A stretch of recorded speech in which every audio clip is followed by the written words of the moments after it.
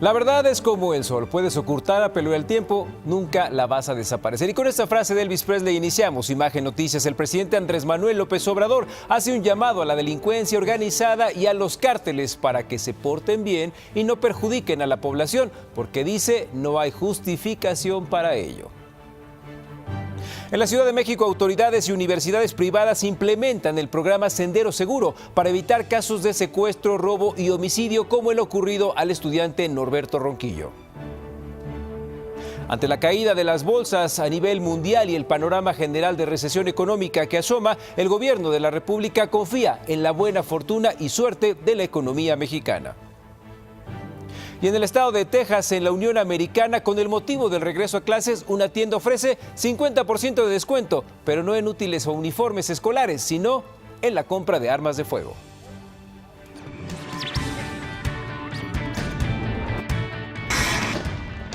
Agáchate, güey.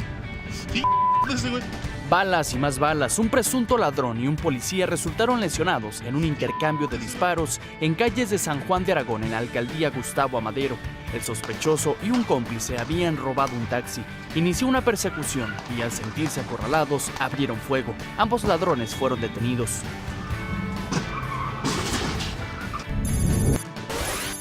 Sobre la presunta violación de policías a una joven de 17 años en Azcapotzalco, la Procuraduría Capitalina informó que las investigaciones no coinciden con la declaración inicial de la menor. Imágenes del C5 comprueban que la presunta víctima nunca fue subida a una patrulla. Filias y fobias en el caso Rosario Robles. El juez que la llevó a prisión está en la mira. La vicepresidenta de la Cámara de Diputados, la morenista Dolores Padierna, reconoció que el juez Felipe de Jesús Delgadillo Padierna es su sobrino. Por lo pronto, la defensa de Robles analiza denunciar al juez ante la Fiscalía General de la República. Yo estoy seguro que nos va a ir bien. Sorpresa del Banco de México. Ayer redujo a 8% su tasa de interés de referencia, principalmente porque la inflación ha bajado conforme a lo previsto. Y sobre la desaceleración mundial de la economía, el presidente López Obrador tocó madera ante una eventual recesión y confió en la fortaleza de la economía nacional. Es virtud y es fortuna.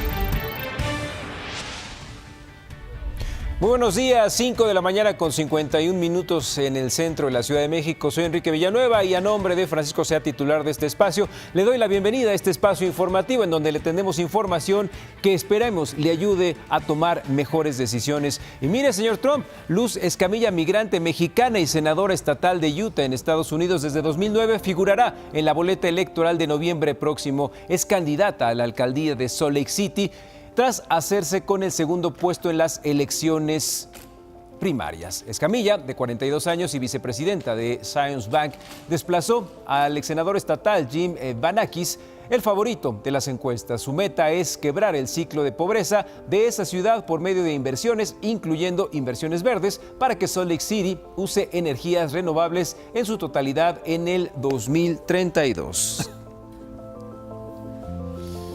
Mexicanos en todos lados y ahora hasta tocándole la puerta al señor Trump. Pero bueno, vamos a la información deportiva, pero antes le doy la bienvenida. Jerry, amigo, ¿cómo estás? ¿Cómo estás? Muy buenos días. Oye, pues mira, es una muy buena noticia la que nos dieron ayer acerca de Fernando Valenzuela, porque el legendario pitcher de los Dodgers de Los Ángeles fue nombrado comisionado de la Liga Mexicana de Béisbol, un puesto que no es...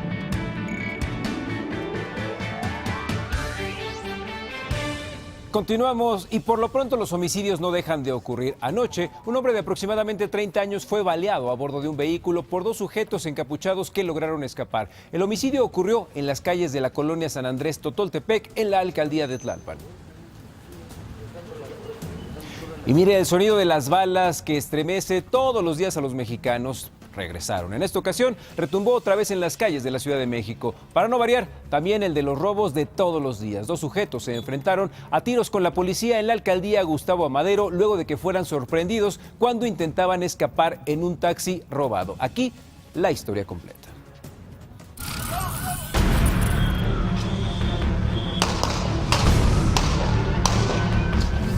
2 personas resultaron lesionadas en un intercambio de disparos de arma de fuego en calles de la Unidad Habitacional San Juan de Aragón, en la alcaldía de Gustavo Amadero. El incidente se registró en el cruce de las avenidas 408 y 412, frente a la estación del metro Villa de Aragón, donde elementos de la Secretaría de Seguridad Ciudadana interceptaron un vehículo taxi, el cual presuntamente había sido robado con lujo de violencia minutos antes en el municipio de Nezahualcóyotl.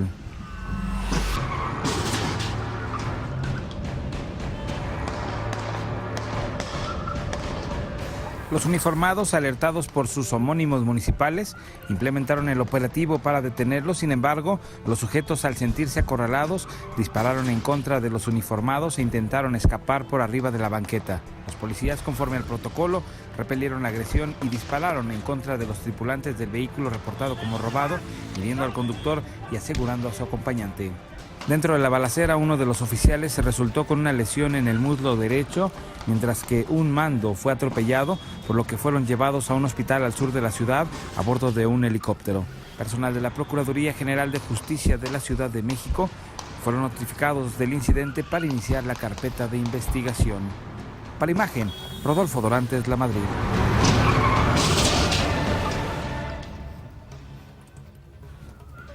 Como si se tratara de una película. Y mira, afortunadamente no hubo muertos, pero ya sabe que los mexicanos y las redes sociales no perdonan. Luego de que se diera a conocer el video de la balacera, diversos usuarios resaltaron la manera tan despreocupada con la que un hombre permanece de pie observando el choque mientras se escuchan los disparos de arma de fuego y los policías corriendo. Incluso hasta se sube a una barda, pues para seguir todo en primera fila y observar a detalle y con lujo todo lo que estaba pasando. Y luego, ¿por qué se hacen famosos estos posts? Porque después vemos ahí nada más cómo les pegan un tiro. Cuando pase esto, mire, nos la pasamos viendo películas de Hollywood. ¿Qué hacen ahí? Al suelo, para proteger sobre todo a los menores, porque miren ya, esto ni siquiera perdonan, ¿eh? Se empezaron a agarrar a balazos, usted vio, estaba el tráfico a tope y les importó un comino. Entonces también dejemos trabajar a las autoridades, porque si las autoridades van a desfundar sus armas, pues que no nos vayan a dar por estar ahí baboseando en el celular. Pero bueno, cada quien su vida.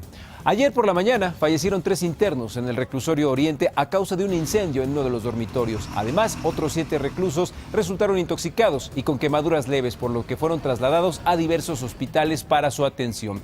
La visita se realizó con relativa normalidad de las 10 de la mañana a las 5 de la tarde y las autoridades aún investigan las causas del siniestro.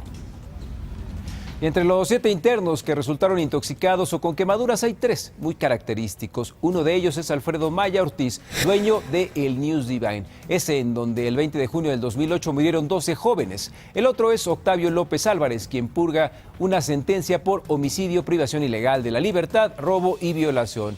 En su momento, él fue señalado como el mataviejitas. Y el tercero es un colombiano, Vicente Padilla Cedeño, encarcelado por robo a casa-habitación. Pura figura. Los otros son Iván Urquiza Córdoba, Francisco Javier Méndez Hernández, Héctor Albert Chango Mendoza y Fernando Alberto Galicia Ayala, quienes cumplen sentencias por diversos delitos.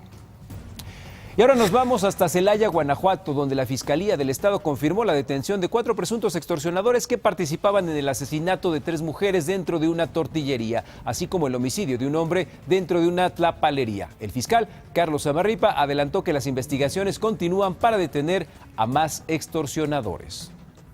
Mientras tanto, en Colima, la Fiscalía General del Estado mantiene la búsqueda de las personas que asesinaron a 6 internos en un centro de rehabilitación en Manzanillo el miércoles pasado. Los cuerpos de los 5 hombres y una mujer se encuentran en el servicio médico forense a la espera de que concluya la necropsia de ley para que sean entregados a sus familiares. Y en Tamaulipas, 6 presuntos sicarios murieron tras una persecución y enfrentamiento que sostuvieron con elementos de la élite de la Secretaría de Seguridad Pública del Estado. Los hechos ocurrieron en el ejido González Villarreal. Todo derivó de un recorrido de vigilancia que los agentes realizaban en las brechas y caminos de la zona. El presidente López Obrador no se mueve ni un ápice en cuanto al tema del narcotráfico y la forma de combatirlo. Tras darse a conocer el video en el que supuestamente Nemesio Ceguera el Mencho acusa al gobernador de Jalisco, Enrique Alfaro, de no cumplir con los acuerdos, López Obrador reiteró que esos mensajes no tienen ningún efecto sobre él y además ya no causan entre la población el mismo impacto que lograban hace años, por lo que llamó a los integrantes del cártel de Jalisco Nueva Generación y demás grupos a portarse bien. Hágame usted el favor. Entonces, es el mismo llamado a todos los que se dedican a estas actividades ilícitas a que se porten bien, que no afecten a los demás. No hay ninguna justificación. Pues ojalá le hagan caso, ¿no? Pero bueno, diversos estudios y expertos han demostrado que los retenes o revisiones aleatorias como los que realiza la Guardia Nacional son muy poco eficaces en el combate al delito. Además, la población considera estas prácticas hasta insultantes. Y por si fuera poco, los criminales, bueno, ellos saben cómo burlarlos.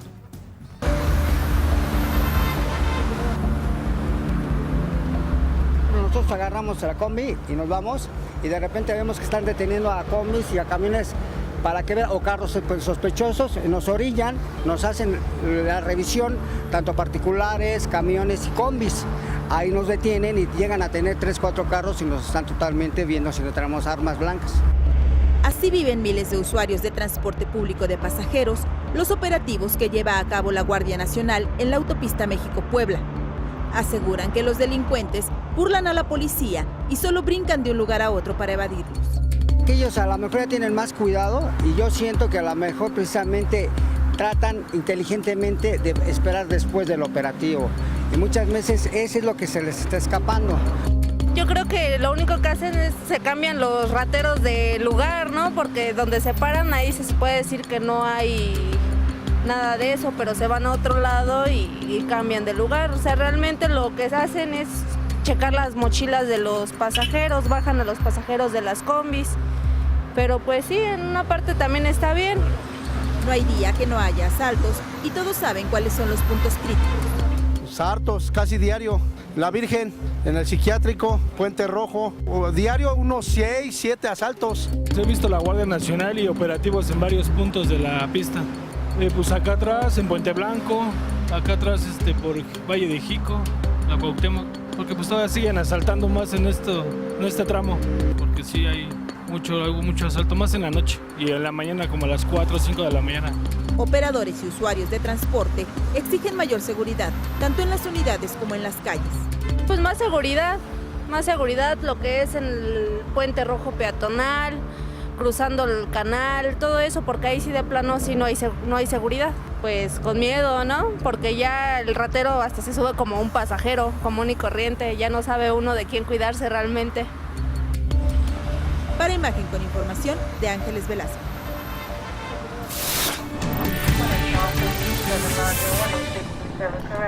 Y mire, esto parecería broma, pero no, es pura realidad. En Texas, una tienda de armas llamada Boyd's Shooting Center colocó un cartel anunciando la oferta que dice liquidación por regreso a clases del 13 al 18 de agosto, hasta un 50% de descuento en armas de fuego. Este anuncio rápidamente se hizo viral en redes sociales, causando indignación debido a los recientes tiroteos en Estados Unidos. Pese a las críticas, las tiendas de armas dijeron que los descuentos son para ayudar a los maestros en Texas. ¿Usted ya tiene su arma para el regreso a clases?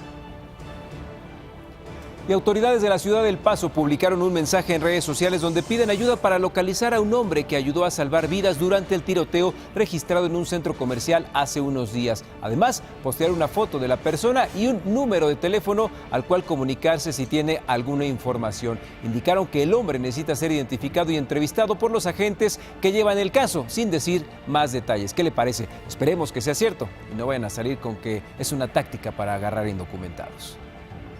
Y ahora nos vamos a Mississippi. En ese estado hay sospechas sobre un posible encarcelamiento para empleadores de indocumentados. Y es que funcionarios federales de Estados Unidos afirmaron que tienen una causa probable de que las 5 empresas que operan plantas de alimentos en Mississippi, donde se llevaron a cabo las redadas masivas, violaron a propósito las leyes de inmigración. Sin embargo, el ICE aseguró que ellos persiguen migrantes y no a empleadores.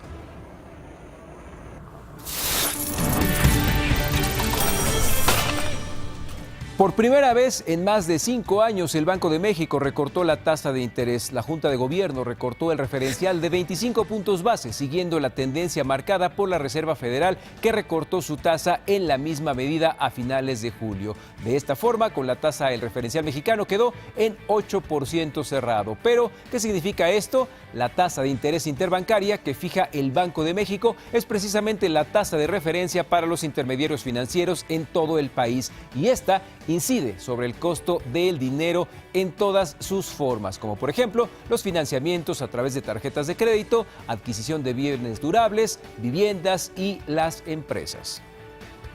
Y mientras las cosas en materia económica se complican en el mundo, el presidente López Obrador dice que toca madera y que es optimista respecto al futuro de la economía nacional, pese a los indicadores que antojan una recesión mundial. No cabe duda que la política es lo sustancial de este gobierno.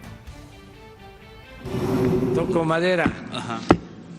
Nosotros estamos bien y de buenas. Y la política, decía Maquiavelo, es virtud y es fortuna. Y nosotros hemos tenido fortuna, hemos tenido suerte, y la suerte cuenta.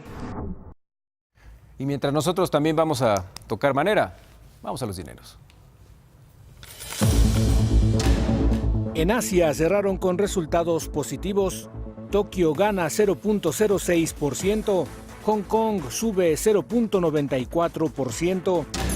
En Europa, Londres pierde 1.13%, París baja 0.27%, Frankfurt retrocede 0.70%, Madrid pierde 0.04%.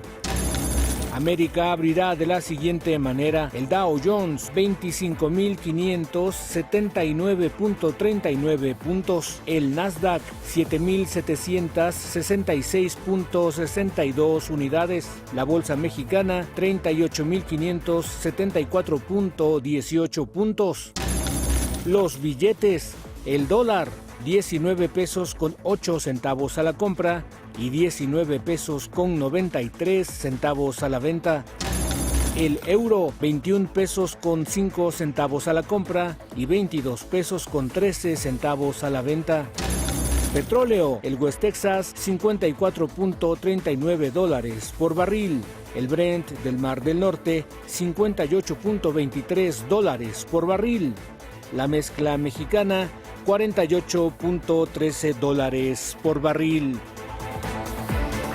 Nunca mejor que ahora aquella frase de que el juez por su casa empieza. ¿Qué hay de nuevo en la novela política de la estafa maestra? ¿Qué ha pasado en las últimas horas con el personaje central, Rosario? La trama se complica porque al parecer al juez lo ligan a una mano negra de una pariente muy cercana. ¿Hay o no hay consigna para tener a Chayito tras las rejas? Regresamos con los detalles. Verá nada más el chisme.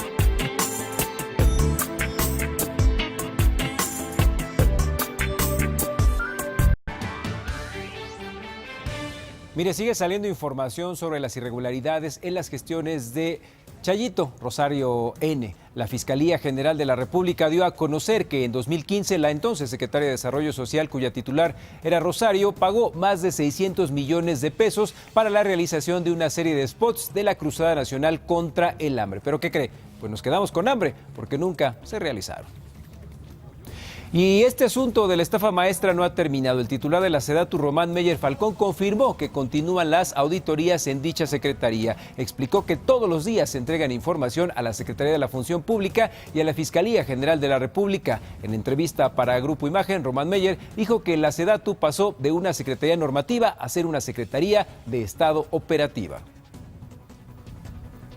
Y decíamos que en este caso de Rosario hay filias y fobias. Una cosa es la justicia y otra es atropellar al debido proceso. El Centro de Justicia Penal Federal del Reclusorio Sur omitió registrar en el documento físico del auto de vinculación a proceso contra Robles diversas expresiones del juez Felipe de Jesús. Por ejemplo, la muy polémica es una joyita, en referencia al acta de entrega-recepción de la Sedesol por parte de Rosario a José Antonio Meade. Tampoco se incluyó cuando el juzgador dijo que es un acto de cinismo argumentar que Rosario ya no era responsable en Sedesol. Tampoco cuando dijo es una notoria falta de profesionalismo. Si Robles no se dio cuenta de lo que estaba pasando.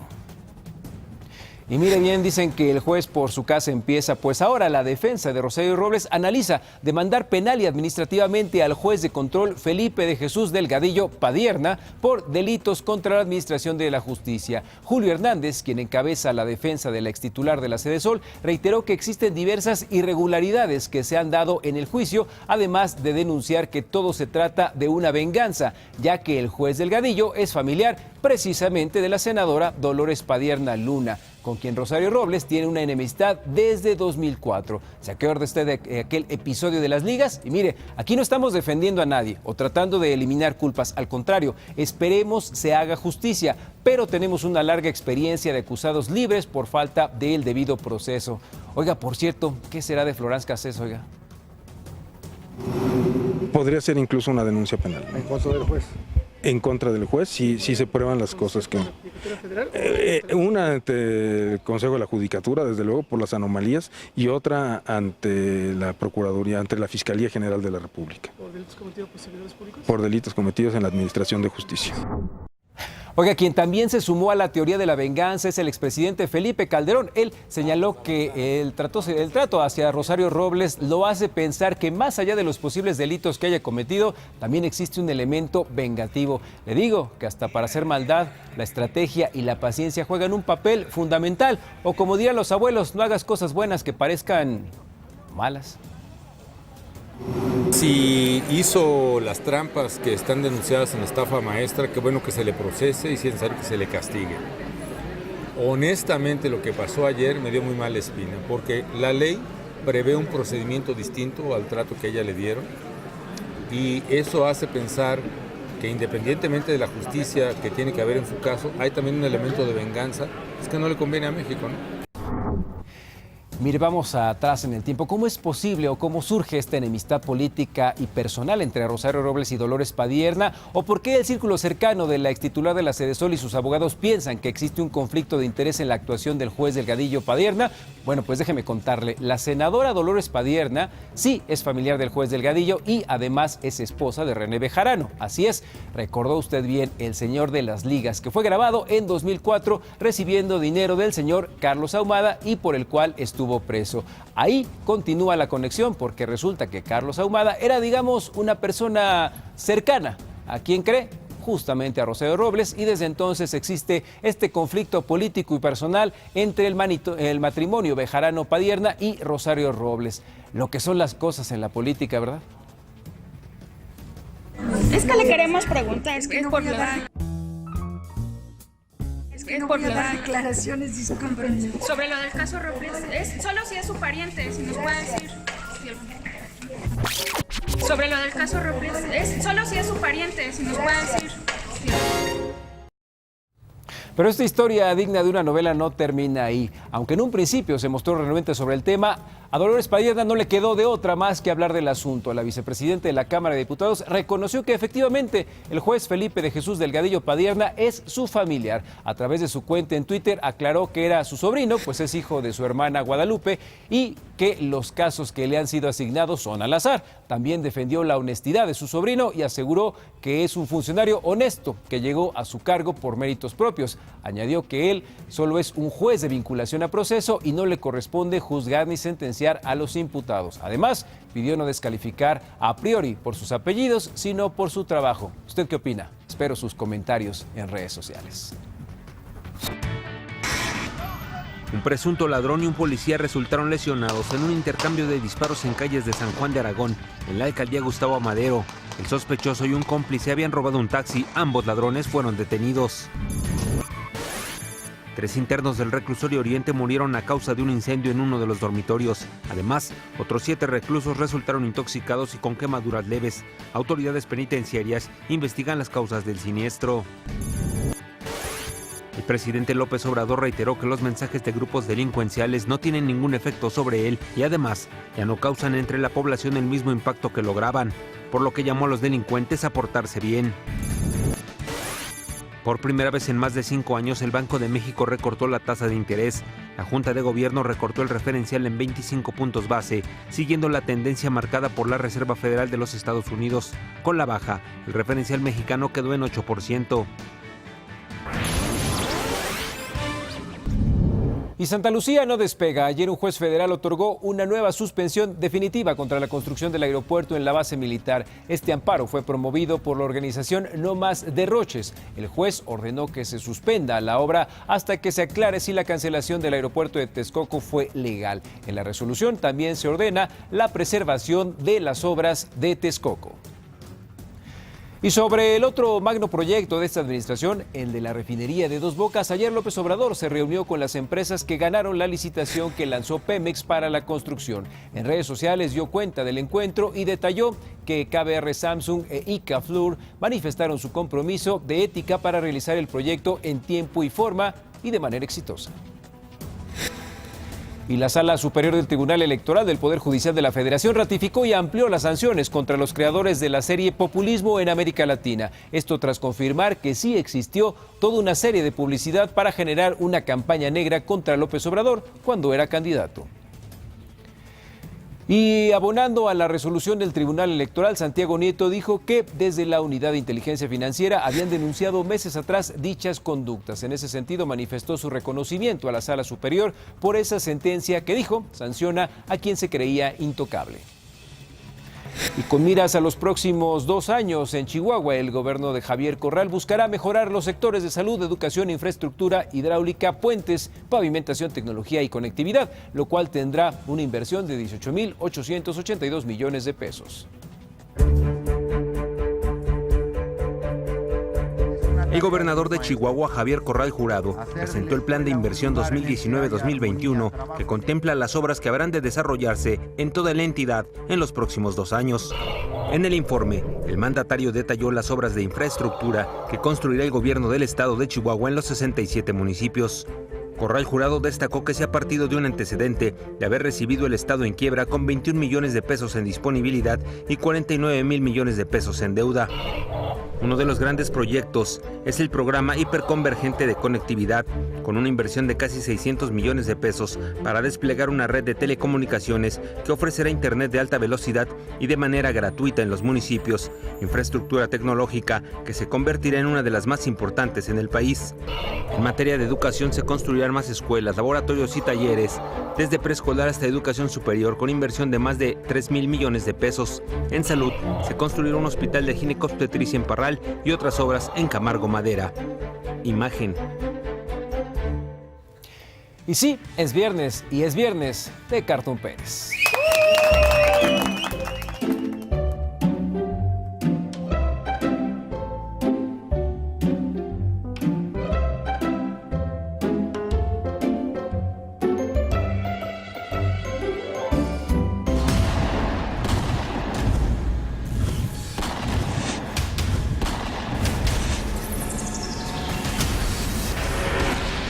Y en México los índices de feminicidio son elevados. La pesadilla se repite una y otra vez en gran parte del país. Verónica fue apuñalada por su novio, pero hubo algo que la despertó de esa pesadilla.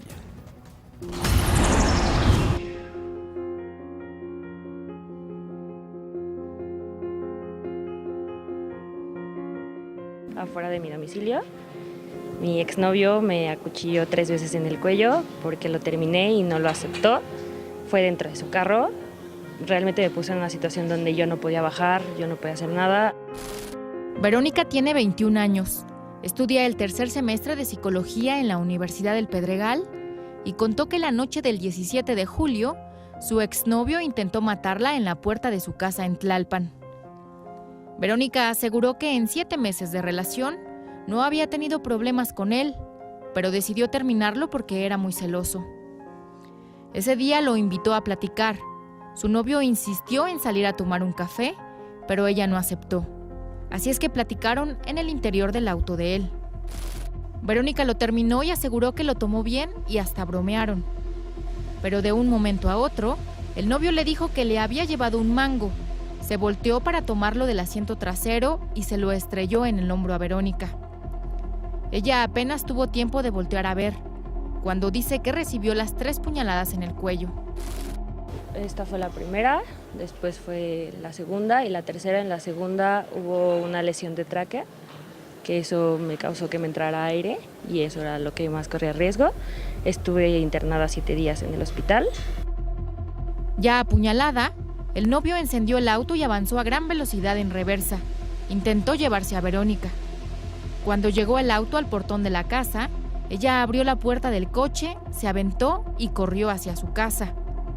Él la llamó a gritos, pero se quedó en el coche. Se bajó y se volvió a subir. A los 39 segundos, cuando el portón se estaba cerrando, entró con el coche a la fuerza y regresó a la casa de Verónica. Pasaron 50 segundos y el coche volvió a salir. Se fue. Cuando yo me aventé del carro, yo lo único que pensaba es: no quiero ser otra. No quiero ser otra desaparecida. Quiero que mi familia tenga un cuerpo. Quiero que me vean. Porque yo pensaba que me iba a morir. No ser otra más. La hermana de Verónica, al escuchar los gritos, salió. Llamó al 911 para pedir una ambulancia, pero nunca llegó. Un vecino llevó a Verónica al hospital. 7 días después de que fue apuñalada, Verónica acudió al Ministerio Público a interponer la denuncia. Unos días después pudo reunirse con la procuradora Ernestina Godoy, pero a casi un mes de este hecho, el agresor no ha sido detenido. Estoy segura de que si no hubiera sido de esta manera, él sí habría hecho lo que quería hacer, que era matarme.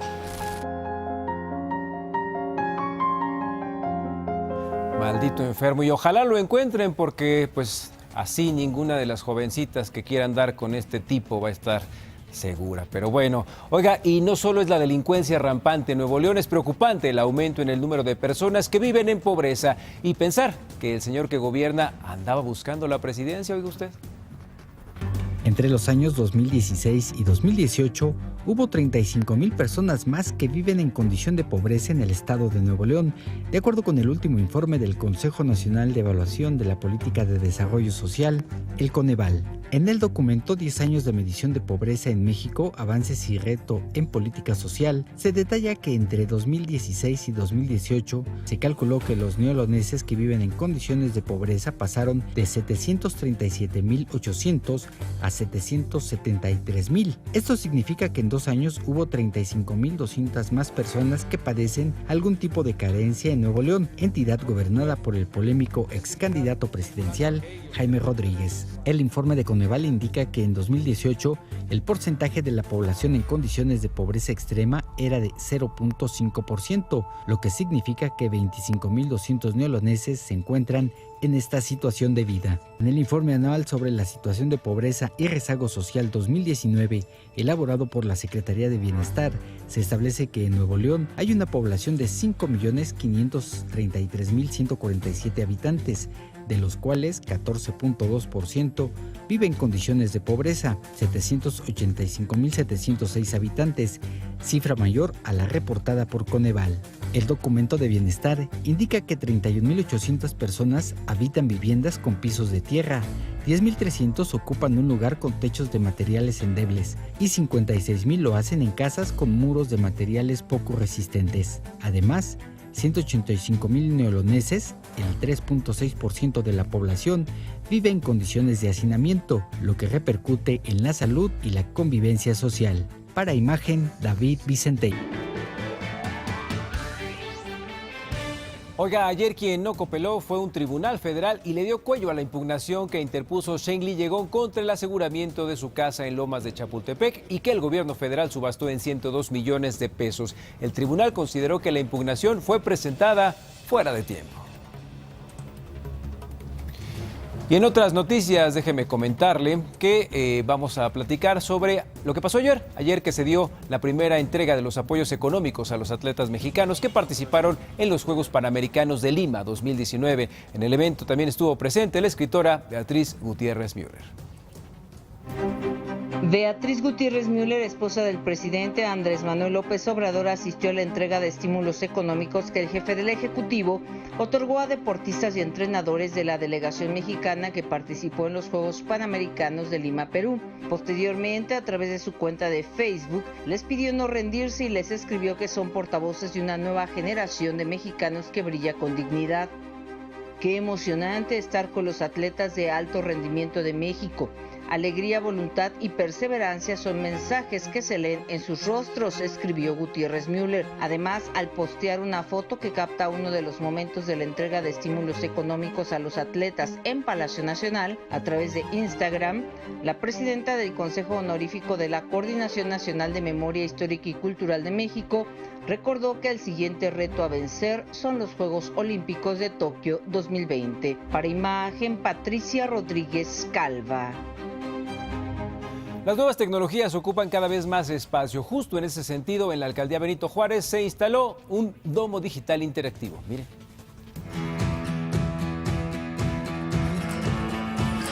La alcaldía de Benito Juárez inauguró el proyecto denominado Distrito Digital Primera Jornada Juvenil. En el marco del Día de la Juventud, el alcalde Santiago Taboada dijo que se trata de brindarle un espacio interactivo de información a los jóvenes. Es un público al que queremos atender, al que queremos decirle también qué pasa en Benito Juárez, que conozcan un poco la historia de su demarcación, que conozcan un poco lo que hacemos en su alcaldía y lo que estamos haciendo en función de la seguridad, de la cultura. En la explanada de la alcaldía se instaló un domo digital interactivo que estará abierto al público de 9 de la mañana a 8 de la noche hasta el 18 de agosto, entrada gratuita. Cuenta con tabletas de realidad aumentada, membrana interactiva, proyecciones, zona gamer y pláticas. En Benito Juárez hoy estamos en una era digital que queremos también llevar a un gobierno mucho más amigable y sobre todo mucho más abierto con su ciudadanía. Benito Juárez, añadió Santiago Taboada, no solo es el punto de desarrollo más alto de la ciudad, sino que también es un encuentro de cultura, de deportes, donde la ciudadanía participa más activa a través de nuevas tecnologías. Hoy tenemos una de las problemáticas más grandes en la ciudad, que es precisamente las adicciones. Y queremos mostrarles algunas cosas de las que estamos haciendo en la alcaldía para erradicar con esas adicciones. Estamos promoviendo el deporte, estamos promoviendo la cultura, estamos promoviendo, insisto, a Benito Juárez como un distrito cultural, como un distrito digital, precisamente con la intención de hacer esto mucho más amigable y que conozcan quiénes somos, qué hacemos y para dónde vamos. Para Grupo Imagen, Atalo Mata.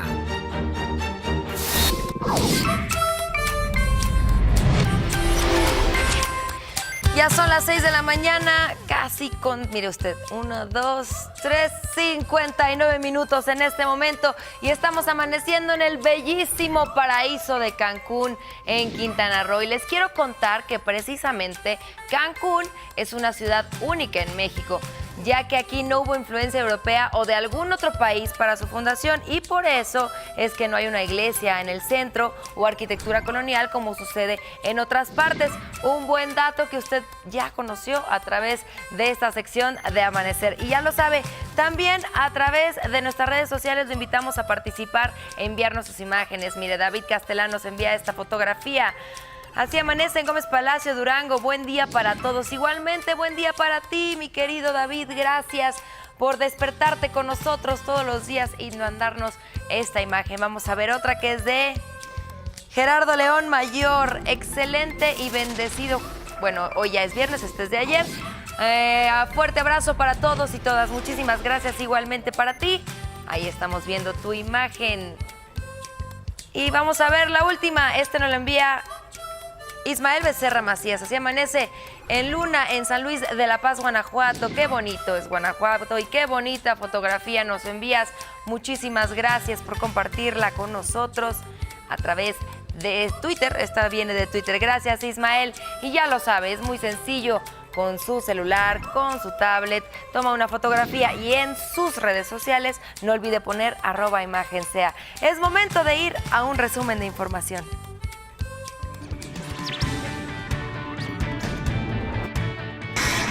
La Fiscalía General de la República dio a conocer que en 2015, la Secretaría de Desarrollo Social, cuya titular era Rosario Robles, pagó más de 600 millones de pesos para la realización de una serie de spots de la Cruzada Nacional contra el Hambre, los cuales nunca se realizaron. La defensa de Rosario Robles analiza demandar penal y administrativamente al juez de control Felipe de Jesús Delgadillo Padierna por delitos contra la administración de la justicia. Considera que existen irregularidades en el juicio, además de denunciar que se trata de una venganza, ya que el juez es familiar de la senadora Dolores Padierna. Un juez federal otorgó una nueva suspensión definitiva contra la construcción del aeropuerto en la base militar de Santa Lucía. Este amparo fue promovido por la organización No Más Derroches. El juez ordenó que se suspenda la obra hasta que se aclare si la cancelación del aeropuerto de Texcoco fue legal. El Tribunal Federal rechazó la impugnación que interpuso Shenli Yegón contra el aseguramiento de su casa en Lomas de Chapultepec, la cual fue subastada en 102 millones de pesos.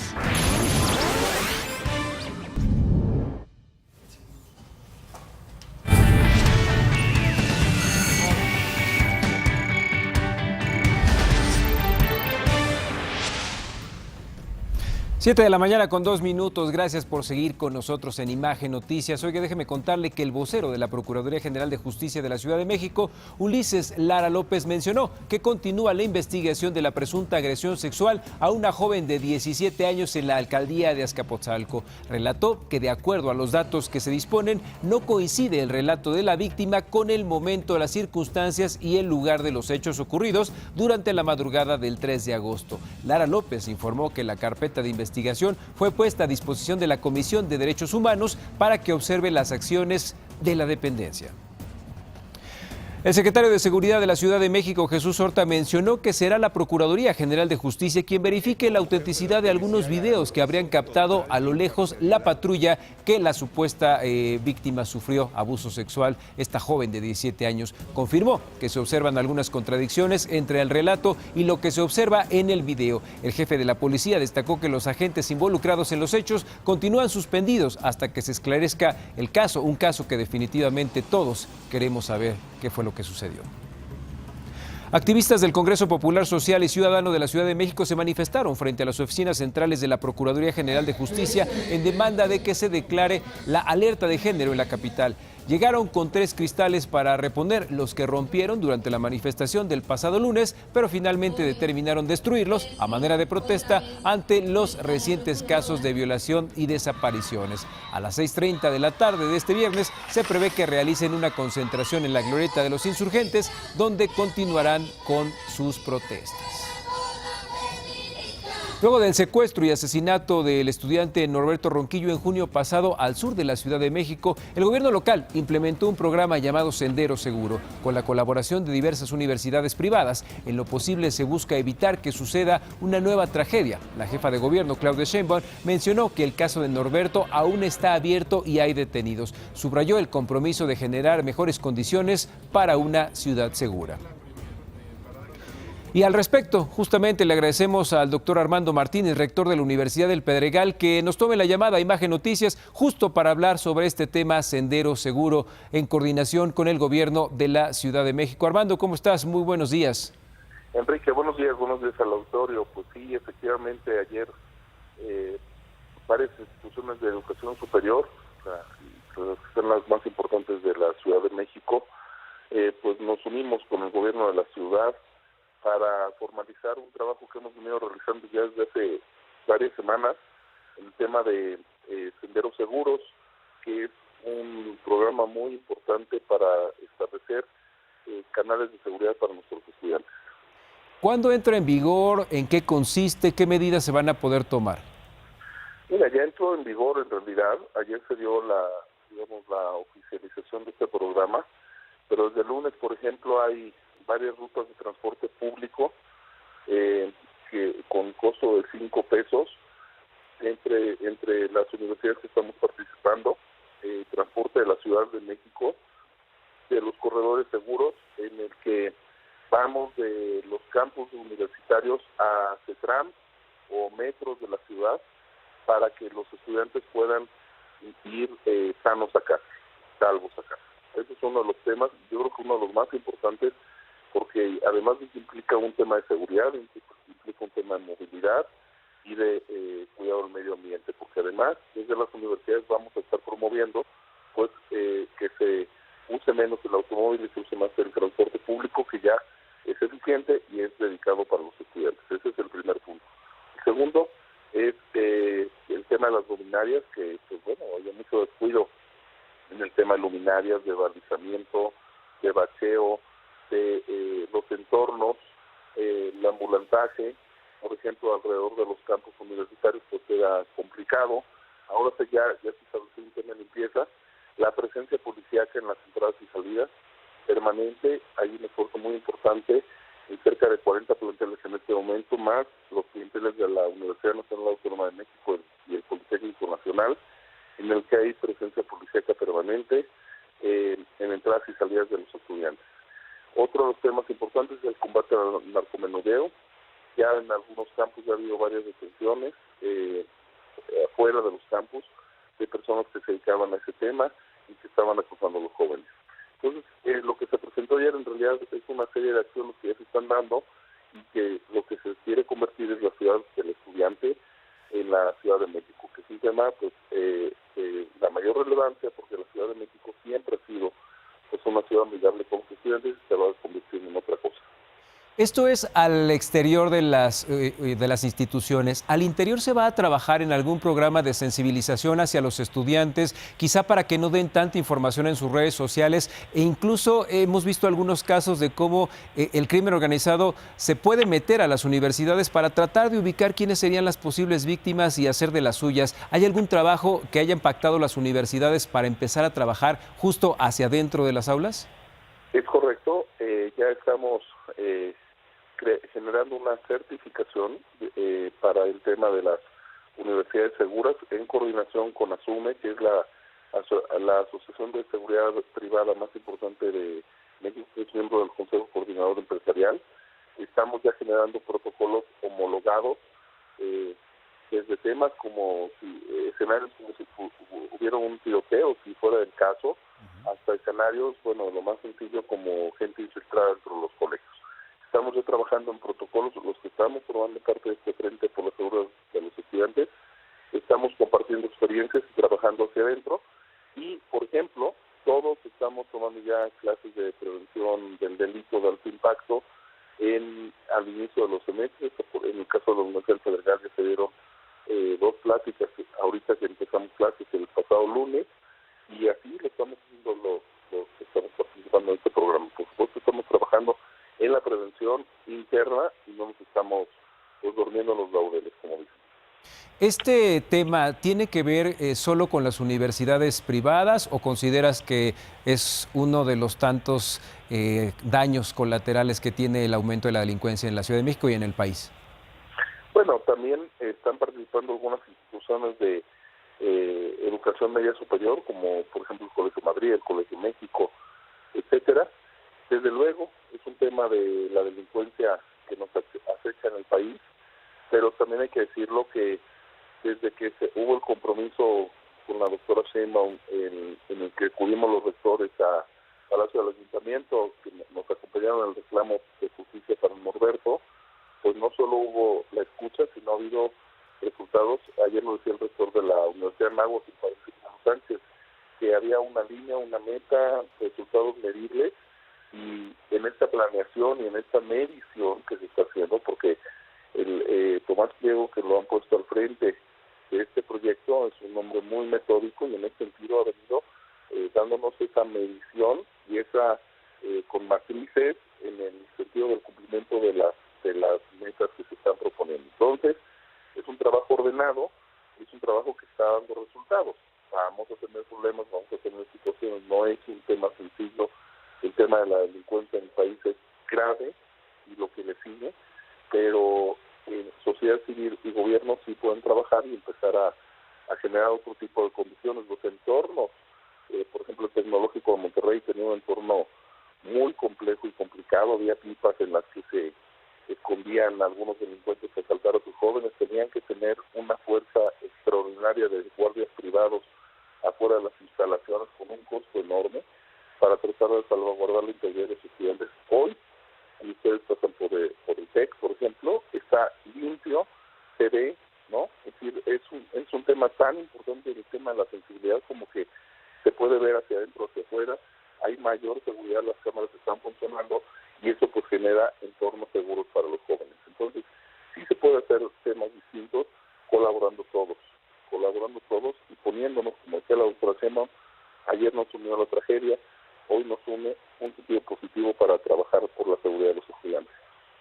Muy bien, pues muchísimas gracias, Armando, por estos minutos y bueno, también ojalá empecemos a pensar en procesos para tener más cuidado a quién se contrata y cómo entran los alumnos a las universidades, ya sea haciéndoles un esquema psicosocial, porque bueno, lo acabamos de ver en algunos casos en donde de repente hay algunos chavitos que están un poco desensibilizados para temas en cuanto a respeto a las mujeres y también que no se empiecen a meter ahí el crimen organizado para echar ojo desde los pupitres.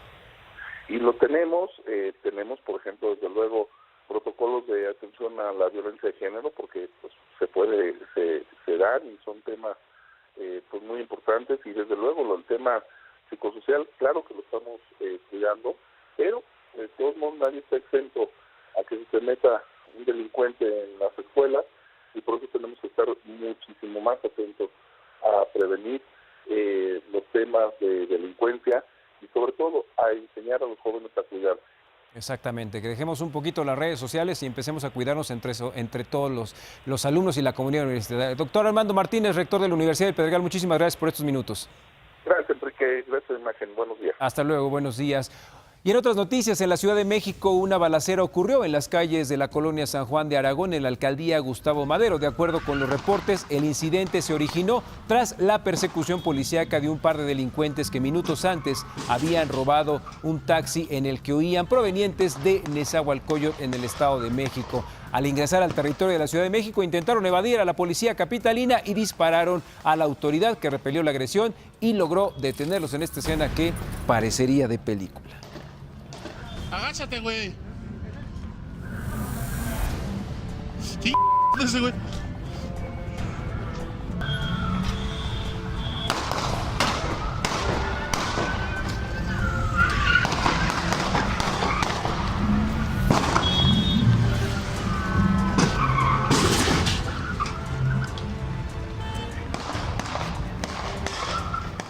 Y hay que seguir el consejo que decía esta persona, agáchate, porque si no, en una de esas te toca.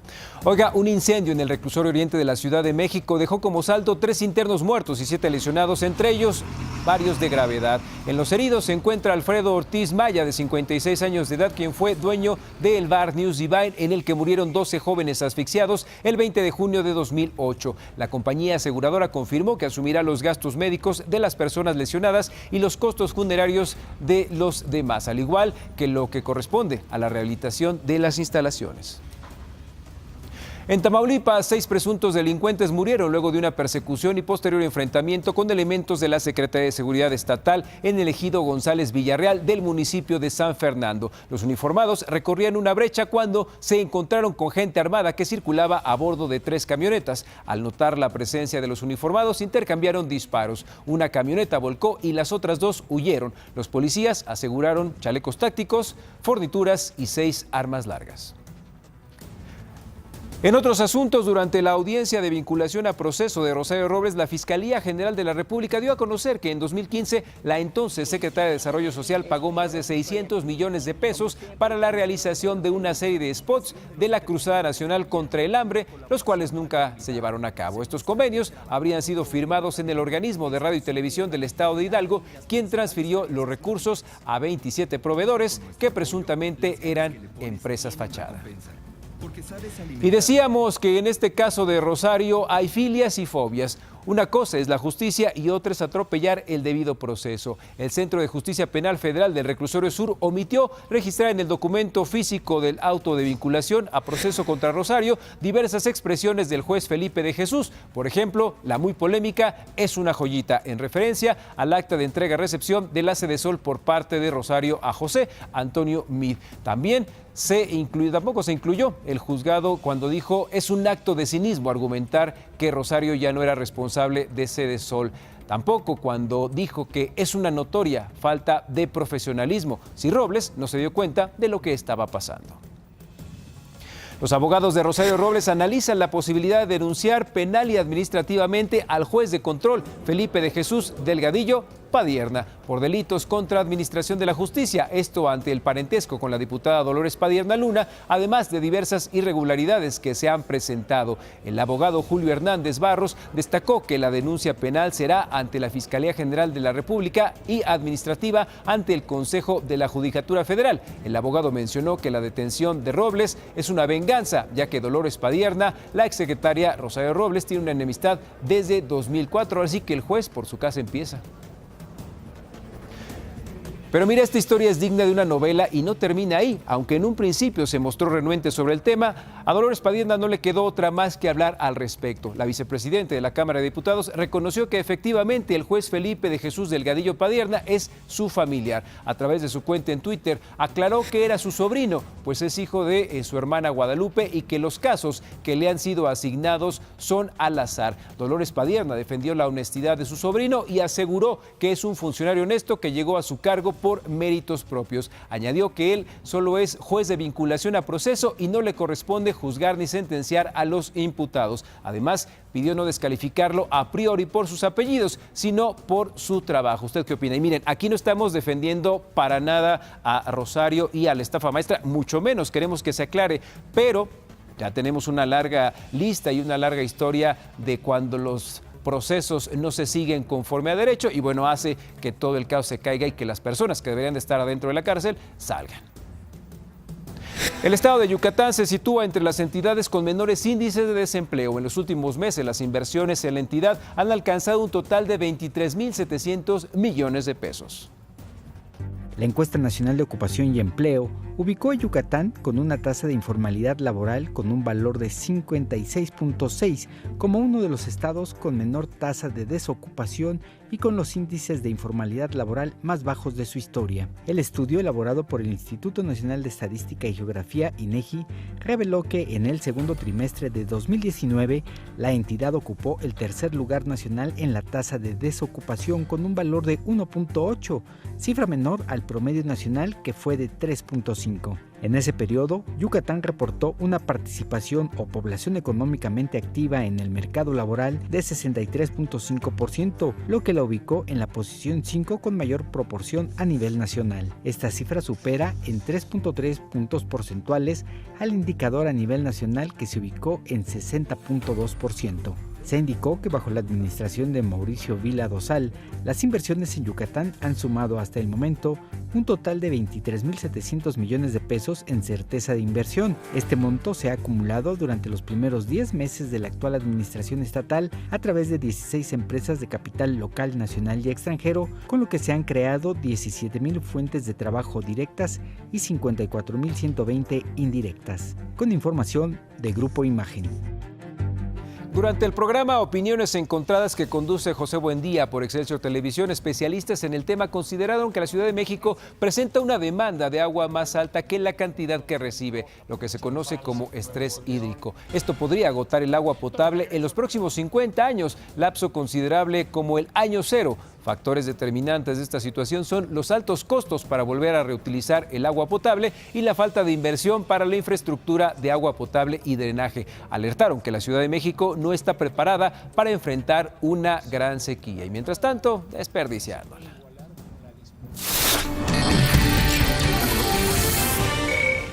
Exacto, amigo Phil, hay que cuidar el agua. Y bueno, 7 de la mañana en este momento con 19 minutos. Seguimos invitándolos a participar en nuestras redes sociales. La pregunta del día: ¿considera posible que los delincuentes abandonen y dejen de lado sus actividades criminales? Este es el resultado. El 11% sí lo considera posible. El 89% de plano nos dijo que no. Hay que utilizar el hashtag Abre los Ojos, es muy sencillo, en nuestras redes sociales. Vamos a hacer una pequeñísima pausa, pero regresamos, aún hay más información, no le cambie.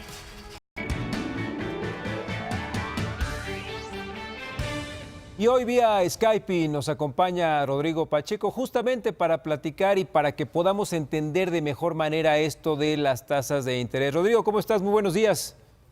Hola, Quique, buenos días. Con mucho gusto de saludarte. Pues sí, una decisión muy interesante la del Banco de México. Es la primera vez que esto ocurre desde finales de 2015, cuando el Banco Central de nuestro país había hecho el primer aumento de tasas y marca un ciclo, justamente. Votaron 5 miembros de la Junta de Gobierno, ahí los estamos viendo en la pantalla. Se trata del gobernador Alejandro Díaz de León y los 4 subgobernadores. Hoy todavía no sabemos cuáles de los gobernadores votaron cómo, lo sabremos en unas semanas, pero no deja de ser interesante que se trata de una decisión en la que hubo un cambio de opinión muy interesante, sobre todo porque en la reunión de finales de junio habíamos observado que solo uno de los miembros de la Junta de Gobierno, después se supo a través de las minutas que fue Gerardo Esquivel, optaba por bajar las tasas de interés. En esta ocasión, y eso es lo interesante,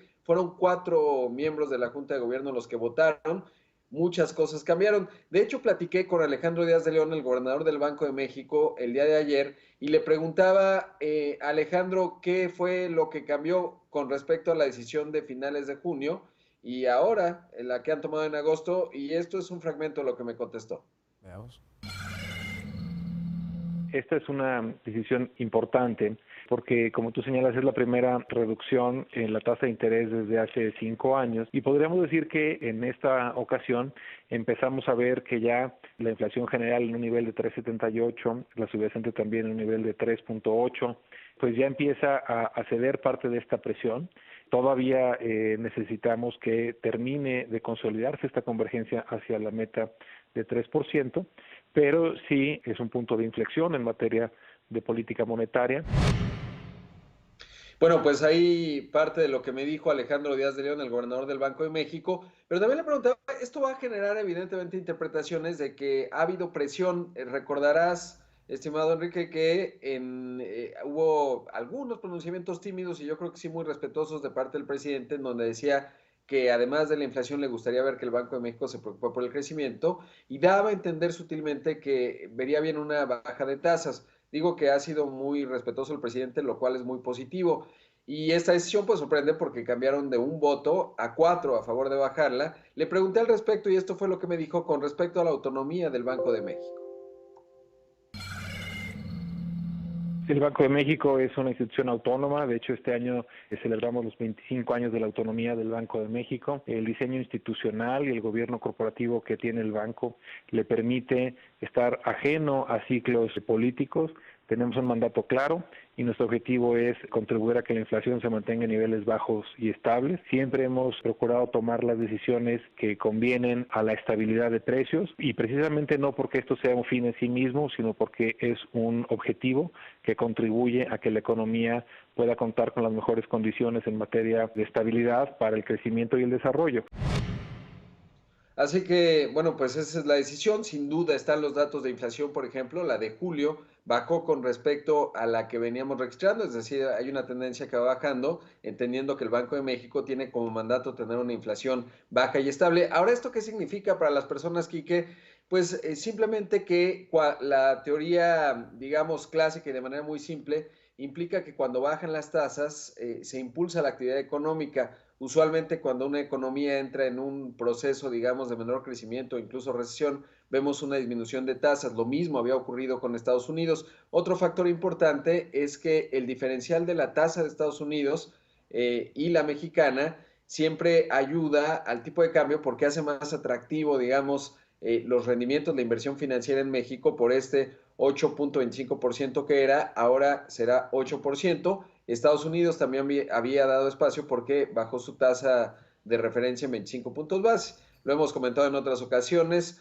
Donald Trump un día sí y otro también genera mucha presión a su Banco Central, el sí, para que bajen las tasas. En conclusión, no hemos visto, digamos, un efecto en el tipo de cambio, está en 19 pesos con 53 centavos en este momento en mercados internacionales, es decir, tampoco parece que hubo un gran reacomodo de la inversión financiera y eso no le está pegando necesariamente al tipo de cambio. Lo que está viendo el Banco Central de nuestro país son riesgos tanto externos como internos y en función de ello se toma esta decisión que es importante también aclarar, y ahora sí ya para despedirme, que no esperen las personas que esto va a bajar, digamos, su tasa de interés en la tarjeta de crédito o los créditos hipotecarios van a bajar. Normalmente la transmisión, digamos, entre las decisiones como esta de bajar la tasa de referencia, pues, digamos, a veces ni siquiera se expresa necesariamente un mes, dos, tarda bastante tiempo, 6 meses, hasta más, porque entran otros factores en las tasas de intereses que pagamos todos nosotros en los productos financieros. Pero sí es una decisión importante en cuanto a la señal que manda el Banco de México y sobre todo, pues en cuanto a un diagnóstico de que se tiene que reactivar la economía. Y es que esto no tiene que ver nada con la tasa subyacente, que bueno, va a continuar en los estándares anteriores. Y esta, como dices, bueno, va a bajar, pero a partir de ahora y no se hace retroactivo, ¿sí? No, baja y pues nada más es, digamos, una señal que se manda al mercado. La inflación subyacente, como muy bien señalas, esa no ha bajado. De hecho, es la primera vez, le pregunté al respecto, porque es la primera vez en los últimos 2 años en donde la inflación subyacente, que es la inflación núcleo, la dura, la que no es volátil, está por encima de la inflación general. Las otras ocasiones que había ocurrido fue 2016, cuando la tasa la inflación era muy baja, y luego tenemos que irnos hasta la recesión de 2009, cuando ese fenómeno ocurrió. Así que, bueno, pues ahí está esta decisión muy interesante, sobre todo porque se esperaba que la disminución de tasas fuera hasta finales de noviembre, cuando se volverán a reunir, y es probable que a lo mejor empezamos en una nueva era en términos de la política monetaria y estaremos viendo, dependiendo cómo se comporte la economía, pues más disminuciones hacia adelante. Pues habrá que estar pendiente al respecto. Rodrigo, muchísimas gracias, que tengas un excelente fin de semana. Gracias, Quique, un buen fin de semana para ti y para todo el equipo allá en el estudio. Así sea. Y bueno, vamos a ver qué nos tiene preparado Marlene Stahl. Gracias, amigo fiel. Y bueno, ya se hambre, ¿no? Y en el municipio de Tehuelilpan, Hidalgo, se busca reactivar la economía luego de la trágica explosión de una toma clandestina de combustible en enero de este año. La propuesta es convertirlo en un destino turístico con actividades ecológicas.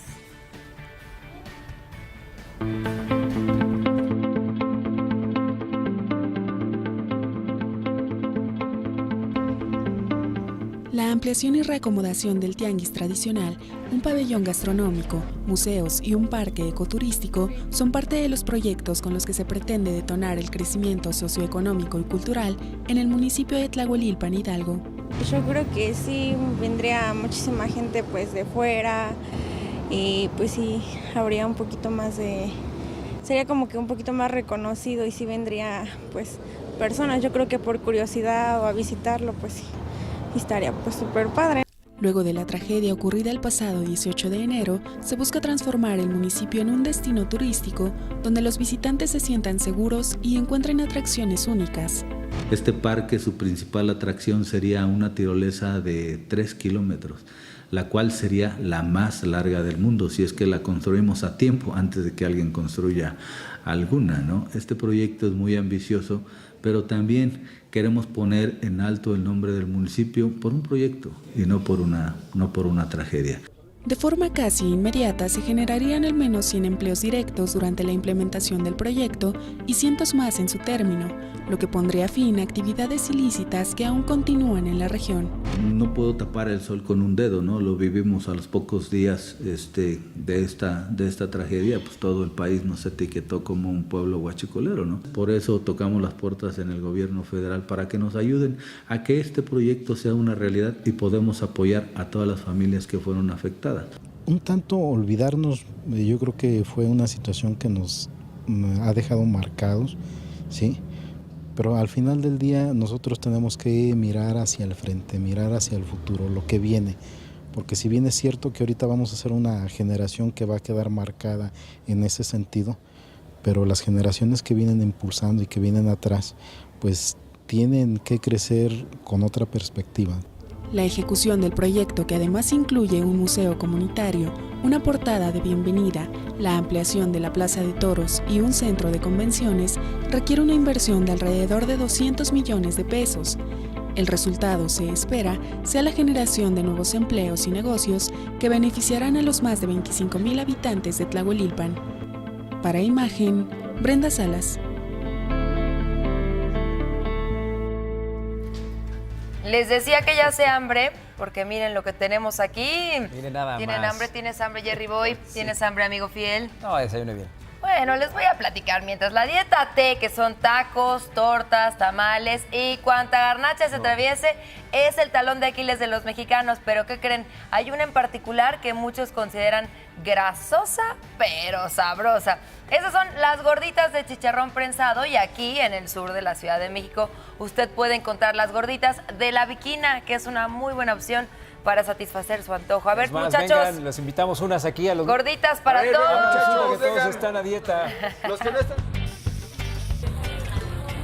Si de garnachas hablamos, es una obligación hablar de las gorditas de chicharrón prensado. Estas joyas gastronómicas que enamoran el paladar de chilangos y provincianos se pueden encontrar en Tlalpan y Calzada del Hueso, donde desde 1971 se venden, dicen los que saben, las mejores gorditas que uno pueda probar. Se trata de La Viquina.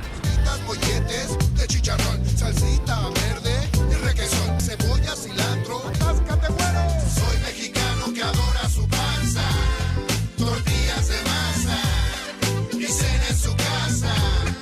Atáscate bueno. El negocio inició con las tradicionales de chicharrón y frijol. Con el paso del tiempo, y debido a que los clientes pedían que les echaran más, surgieron las doble chicharrón o las viquitriples, que llevan chicharrón, frijol y queso. César González, uno de los encargados del negocio, nos contó cómo fue que su papá escogió el nombre. Y elige el nombre porque mi abuela se llamó Vicky, entonces de ahí creo que deriva el nombre. También le gustaba mucho el puerto de Acapulco, le gustaba mucho el bikini, una cuestión así un poco divertida, entonces dijo, pues liga, me gusta Acapulco, me gusta andar en bikini, le ponemos La Viquina, se le quedó La Viquina por eso. Con un horario de lunes a sábado, La Viquina se encarga de satisfacer a todos sus clientes, para quienes el tiempo es relativo. No, hasta una hora, hora y media. Eso es un vicio ya. Tiene mucho tiempo que yo las conozco y pues, desde que las probé están muy ricas, la verdad. ¿Cómo las podría describir?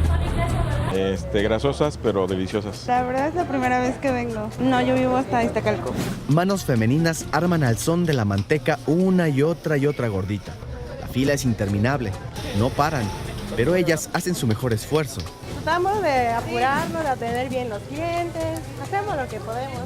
En La Viquina hay dos formas de saber si alguien acude por primera vez o ya es cliente frecuente. Pedir tu gordita con la cochinada, que no es otra cosa que el cilantro, cebolla y chicharrón prensado que cae a la mesa cuando se prepara una gordita.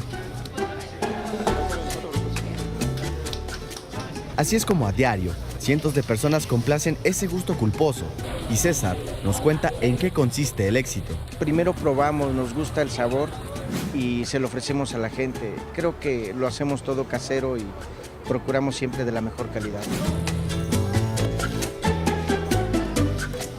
Ya lo sabe, en estas vacaciones puede venir a La Viquina a disfrutar de unas ricas gorditas de chicharrón que, según dicen los que saben, vale la pena formarse hasta una hora para poder probarlas. Para Imagen, Said Neri.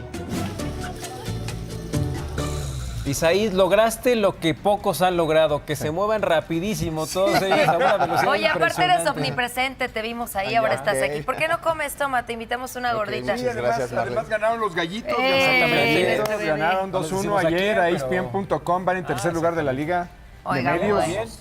Provechito, y chicos. ya quedan pocos días para que terminen las vacaciones y los chicos de Vacacionando exprimen cada día para conocer más lugares. Esta vez fueron a un parque de aventuras bastante épico.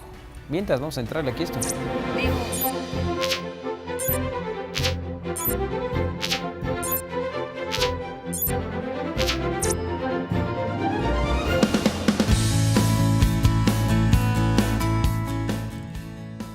Si te encantan las aventuras extremas, ¿quieres volar y brincar? Estamos en el lugar indicado.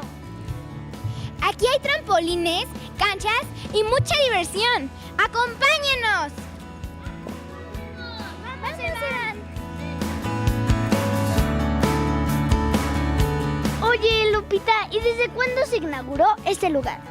Se inauguró desde febrero del 2017. ¿Nos podrías contar algunas de las promociones? Sí, miren, ahorita estas vacaciones tenemos la promoción de 3 horas por 99 pesos.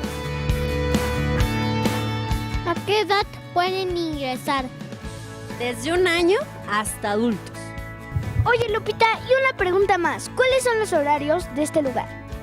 Ok, los horarios que manejamos, de lunes a jueves está de 1 de la tarde a 9 de la noche, los viernes de 11 de la mañana a 11 de la noche, los sábados de 11 a 10 de la noche y los domingos de 11 a 8.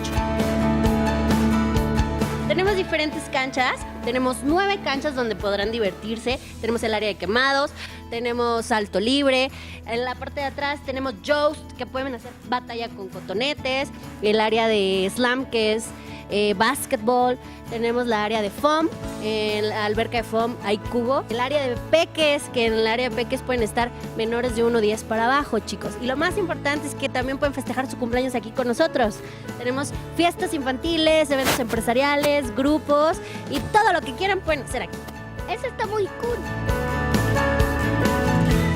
¿Y qué sorpresas nos tendrás próximamente? Pues miren, próximamente nos vamos a llamar Epic Adventure Park. ¿Qué nos van a dar para brincar? Ok, les vamos a dar calcetines para que puedan brincar y se diviertan en todas las canchas. ¿Qué te parece si empezamos a divertirnos? Claro que sí, acompáñenme para darles sus calcetines. Oye, ¿y por qué usamos esos calcetines si nosotros ya traemos los nuestros? Porque estos tienen un antiderrapante y sirve para que puedas brincar más alto y no te resbales. ¡Brazaletes listos! ¡Calcetines listos! ¡A divertirnos! Este fue el día más divertido de mi vida. Pudimos brincar y parece que estábamos volando. Hasta jugamos básquet y peleamos con cotonetes. ¡Este fue un día divertido! ¡Yay!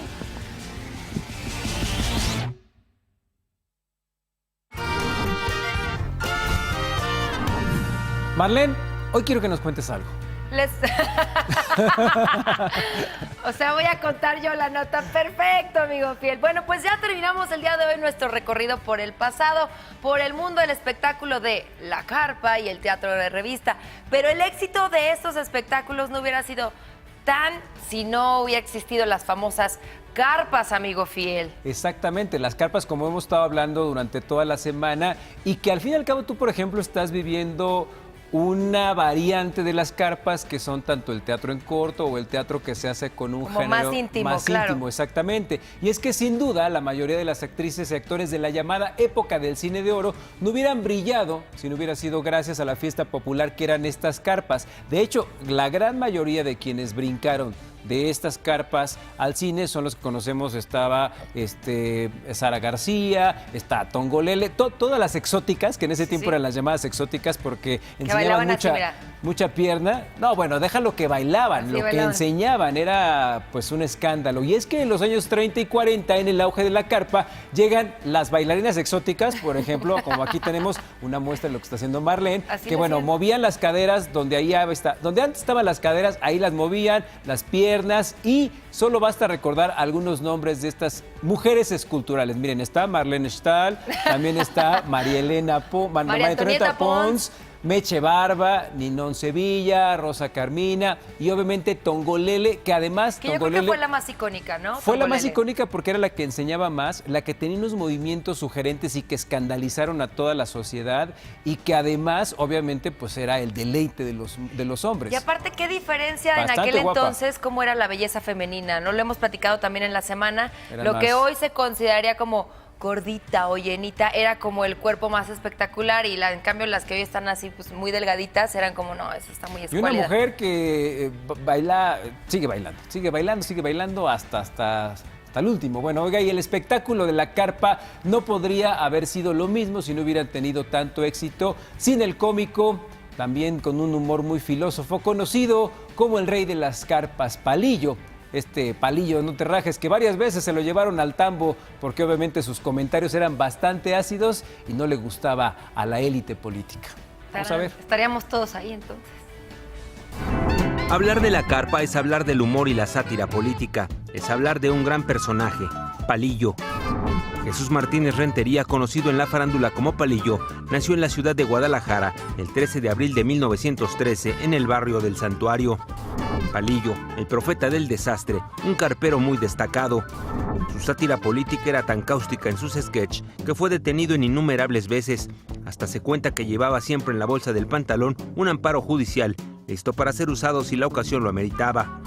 Por lo bueno de su contenido cómico y de crítica social, se ganó el epíteto del rey de la carpa. Antes de cómico fue agente de tránsito, fotógrafo, sochantre y cantante de coro en la catedral. Por su crítica en general a las autoridades ladronas y corruptas, fue perseguido y apresado. Llegaron incluso al extremo de clausurar el teatro en el que actuaba. En los años 40, Palillo incursionó en el cine. Filmó solamente 3 películas: Lo que el viento trajo, Palillo Vargas Heredia y Ay Palillo, no te rajes. En 1986 fue galardonado con la medalla Eduardo Arosamena por su excelente trayectoria cómica. Murió en 1994 a los 81 años. Sin albur, el hueco que dejó Palillo dentro del humor político jamás ha sido llenado. Jerry, cuéntanos lo siguiente. No, ¿verdad? Dejaron su trabajo en instituciones de renombre del país para hacer su propia empresa. Buscaban facilitar el proceso para adquirir un crédito bancario. Nunca imaginaron que a través del emprendimiento social y las tecnologías en la información, en tan solo 6 meses terminarían ayudando a más de 8,000 personas de sectores desprotegidos del país a través de Kikoya. Ellos son nuestros rifados del día.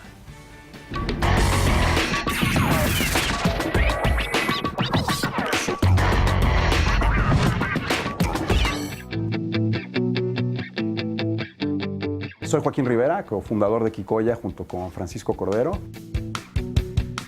Descubrimos una forma de democratizar el acceso al financiamiento en México. Es una plataforma donde un solicitante de crédito simplemente tiene que capturar un par de datos, nombre, apellido, tomarle una foto a su identificación, le enviamos un código, responde correctamente a ese mensaje y conectamos al Buró de Crédito y al Círculo de Crédito Mexicanos y devolvemos una respuesta de aprobación de crédito en 2 minutos. Hay mucha oferta a instituciones financieras, hay muchísima demanda, hay demasiada demanda. Faltaba un buen conector, un buen facilitador, una manera de acercar ambos mundos. Tiene como fin último el ayudar al mayor número de personas posibles, para que estas personas puedan lograr eso que están buscando. A veces una emergencia, a veces un sueño. Una satisfacción que yo encuentro en hacer emprendimiento social es porque genera crecimiento, genera cercanía y genera innovación a todas las escalas. Dejas de hablar de números en una computadora, en una proyección, y entonces tu día a día se vuelven historias reales, se vuelven nombres y apellidos, se vuelven proyectos, se vuelven pequeños negocios. Hay mucho talento, hay mucha pasión y hay muchas ganas de cambiar y mejorar lo que tenemos, porque no todo es malo. Estoy ayudando a construir un mejor México. Para empezar, para mi hija, ¿no?, que tiene 2 meses de nacida. Ese es el primer paso. Y después para todos los demás.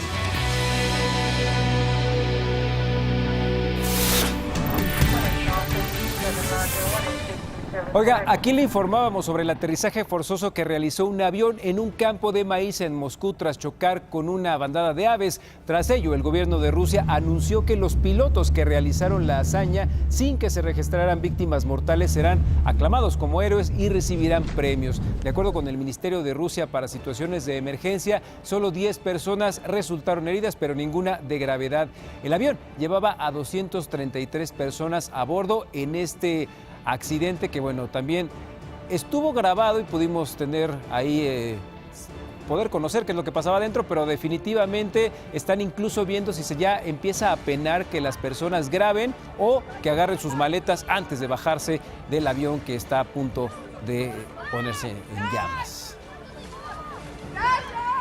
Gibraltar, perteneciente al Reino Unido, autorizó a un petrolero iraní detenido a principios de julio a zarpar. Esto pese a una petición de última hora de Estados Unidos de prolongar la inmovilización del barco sospechoso de haber intentado llevar un cargamento a Siria. Sin embargo, nada impide que Estados Unidos vuelva a formular su solicitud para bloquear el buque antes de que éste abandone las aguas territoriales de Gibraltar. En más información, Japón conmemoró el 75 aniversario del fin de la Segunda Guerra Mundial y pidió por la paz del mundo. En Tokio se llevó a cabo una ceremonia preparada por el gobierno para recordar a cerca de 3.100.000 japoneses que perecieron en la guerra. Al acto asistieron cerca de 6.000 personas, incluyendo familiares de los caídos. También estuvieron presentes los emperadores de Japón, Naruhito y Masako.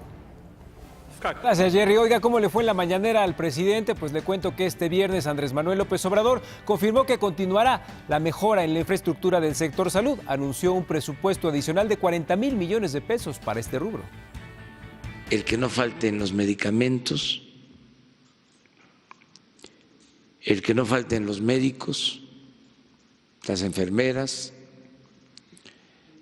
el que mejore la infraestructura de salud, porque hay centros de salud, hospitales saturados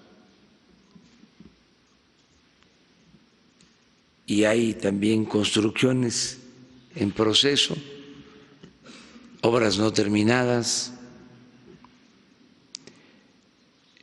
y también estamos iniciando un programa para regularizar la situación de más de 80,000 trabajadores eventuales del sector salud.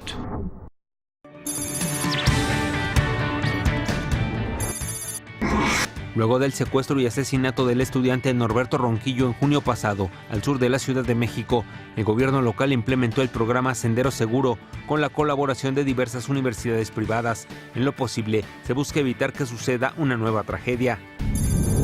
6 presuntos pistoleros murieron en una persecución y enfrentamiento que sostuvieron con elementos de élite de la Secretaría de Seguridad Pública de Tamaulipas.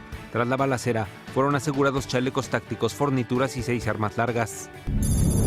El gobierno de Rusia anunció que los pilotos que realizaron el aterrizaje forzoso de un avión en un campo de maíz de Moscú, tras chocar con una bandada de aves, sin que se registraran víctimas mortales, serán aclamados como héroes y recibirán premios.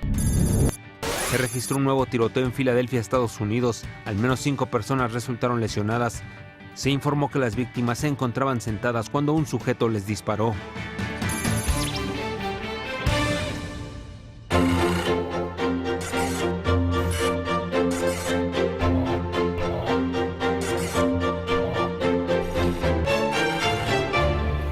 Y esta sí me toca a mí. Fíjese que un día como hoy, pero hace 10 años, el jamaiquino Usain Bolt rompió el récord del mundo en los 100 metros planos con un tiempo de 9 segundos y 58 milésimas durante el Mundial de Atletismo disputado en Berlín, en Alemania, una marca que aún sigue vigente.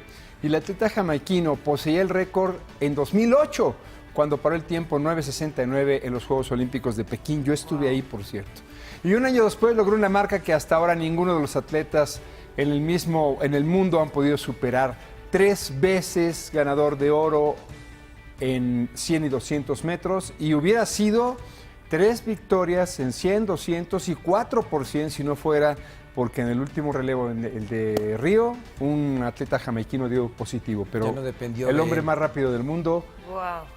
Flash sí existe. Y además también era bien interesante en las entrevistas que daba, lo primero que le preguntaban cuál era su proceso de preparación, cómo se preparaba psicológicamente, y él decía, a ver, yo me levanto, desayuno, me vuelvo a dormir, me levanto porque me dicen que ya voy a competir, llego, compito, corro y ya. Sí, pero ¿qué desayunaba? También es importantísimo la alimentación para un atleta. Su naturaleza era así, o sea, dice que no le costaban tanto trabajo romper esas marcas. No, la verdad es que me tocó la primera vez que lo entrevisté, va llegando y lo ves desde abajo, ¿no? Va llegando Usain Bolt en la zona mixta, que es así. Ya cuando llegó conmigo, de repente dije, wow, es más alto que yo. Sí, me imagino. Y además carismático y súper. Un tipazo, un hombre que ha regresado a su país, a su barrio, a otorgar dinero, a donar dinero para los chavitos que quieren competir, para la gente de escasos recursos.